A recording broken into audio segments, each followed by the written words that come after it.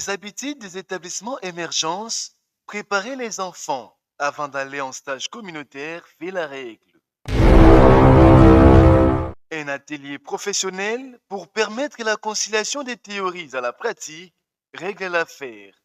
Chez l'adulte, normalement, 14 c'est combien? 9. Ça dépend maintenant des masses corporelles. Et pour ce 2026, le bal a été ouvert par des élèves de troisième année. L'attention intéresse chez une personne qui vient directement d'arriver, donc on laisse 5 minutes et puis on prélève.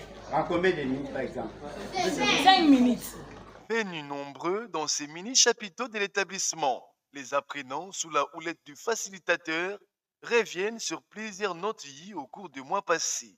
L'ambiance n'est pas expliquée, les images définissent mieux que nos commentaires. Il faut déterminer la valeur normale chez l'homme. Quand on parle l'homme et la femme, on va parler de 14, 9. Ça, c'est les chiffres qu'elle ne connaît pas au Organisation mondiale de la santé. Mais je n'ai pas dit que tout le monde a 14. Donc, commençant à 14 jusqu'en bas. Quand vous quittez 14, vous êtes déjà dans les cas, pas déjà d'hypertension. Mais moi, j'ai 11. C'est ça, non? J'ai 11. Lui peut avoir combien? 12. Nous sommes en dessous de 14. Lui peut avoir 13. Vous comprenez? Soit toi, tu as 11, 6. Vous êtes toujours dans la fourchette normale. Je n'ai pas dit que chez tous les hommes, il doit avoir 14. Non. Ça dépend d'une personne à l'autre. À la pause, voici ce qu'ils nous ont dit. On se prépare pour aller au stage. On se prépare comme on est en troisième, il y a des choses. Et la première qui est passée comme les signes vitaux, deuxième les injections et troisième nous on apprend que des pathologies et comment les traiter. On a parlé de réflexion du lit, on a pratiqué. On a aussi parlé de signes vitaux, ce qui est en premier on a revu.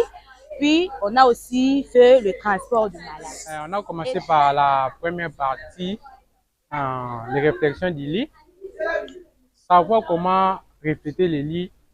Donc là, ça complique un peu nos amis. Nos amis pensent toujours, dès qu'on vient faire la télé, on commence avec la réflexion du lit. Ce n'est pas important parce qu'ils connaissent cela.